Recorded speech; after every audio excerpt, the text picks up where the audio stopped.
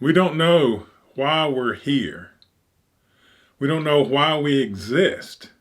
Sometimes, and I do this sometimes, and it's very unpleasant. I look at my own existence and the brutality of life and all the responsibility and wish that I was never born into this mess because God, now that I exist, and now that I exist, am I going to not exist at some point? Or is it even worse the idea that after death I will exist and God knows what that will be like? It could be more brutal. It could be less brutal.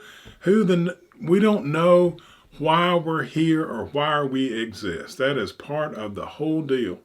And we get to decide for ourselves, and then we have to live that out. And there are certain effects that different decisions make.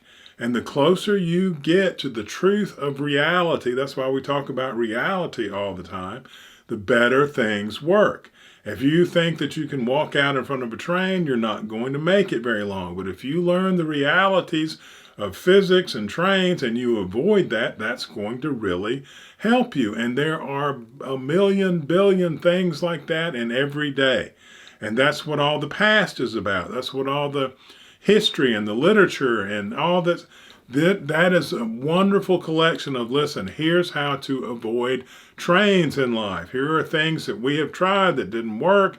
Here's how you behave, and it has certain positive results. And that is why we hold on to all of that so tightly. That's why we created all these norms, is teach the kids not to do these things because they'll have a better chance of living longer if they don't. And then we have this need to do different things, to try new things, to make sure we don't become stagnant, because there's nothing worse than being stagnant and degenerating, and we need an impetus to move us to the future, and usually that's the kids. And if you look at the left, it's mostly run by the kids, and that's great because they have new ideas, they're willing to jump off bridges and try new things, and they're just crazy as they can be. And especially during this time of early youth, when they're just like, the world's full of possibilities, because it is for them. They have that youthful energy, and anything could be true, and they have time to make it happen.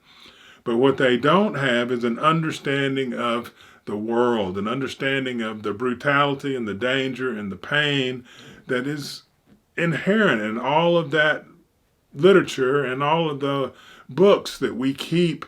Or, now it's all on the internet, but all the understanding that we've had from the past. And that's what the mature mind is for, is it understands more of the realities of the world and things that aren't fixing to be, it knows where you can step through something and where you're going to hit a train, where you're going to hit a roadblock that won't work. And so between the two, the youth and the adults controlling where we're actually going, if you'll listen to the youth and take some of their ideas, then we can actually make progress. But letting the youth actually run the shop is a recipe for getting hit by a train, because they don't know yet. And that is what we're doing with the left. We're treating these kids as if they really have insight into the universe, when all they have is youth and possibility, and they will jump on anything that, look at them with all these tattoos. We're letting them ruin themselves with all these tattoos and, the piercings in the nose. We should tell them that looks violent, and they know it does. They know, those girls that put that septum ring in there, they know it looks violent. And what they're trying to do is, when you look at them and they're a pretty little girl, they don't want you to enjoy their beauty, because they're not being allowed to enjoy it, because we've let this whole youth culture act as if it is an adult, and they can't run their own lives, and they are miserable. And so they want you to look at them and not enjoy their beauty, because we haven't done our thing for as adults to allow them to enjoy their beauty, which is create a stable world where we don't let people who say there's 95 genders have any credibility whatsoever. If a man wants to become, dress like a woman, we understand that is a psychological problem, and we don't believe that they've become a woman. We don't entertain that at all. We as adults create a society where that is an absolute no, because we know that the results of giving into that would be complete chaos, which is what we have now. So the rest of us, the ones who can love the kids and understand them, even in their very unpleasant state at the moment, and the ones that can look back at the right and all of the that it's too rigid and too authoritarian, and see that there needs to be a middle ground. We need to start talking and start putting it out there that yes, we have to take care of the kids and bring them in, and that's going to take a little bit of finesse, and we're going to have to calm the right down, and you're going to have to realize that things are going to change and they're not going to be the same.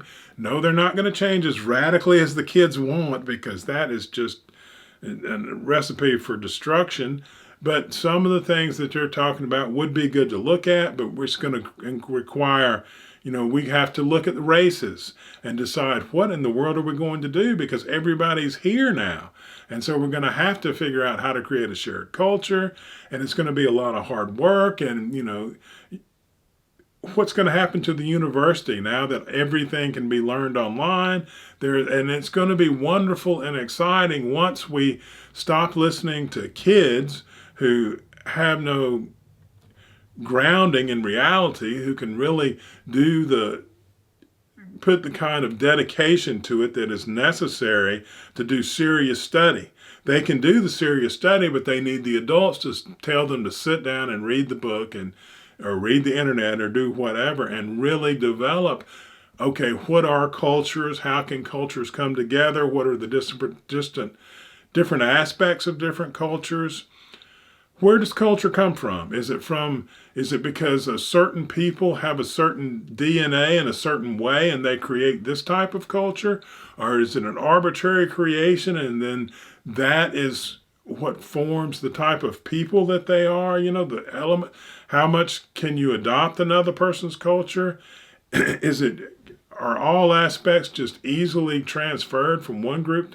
I mean, we have so much, and it can be so much fun and so exciting. And once we decide to come together and talk to each other peacefully and actually really work on some of these problems, instead of just screaming and pretending like they ought to just come into fruition without all of the serious mental hard work that is going to be required to make the change.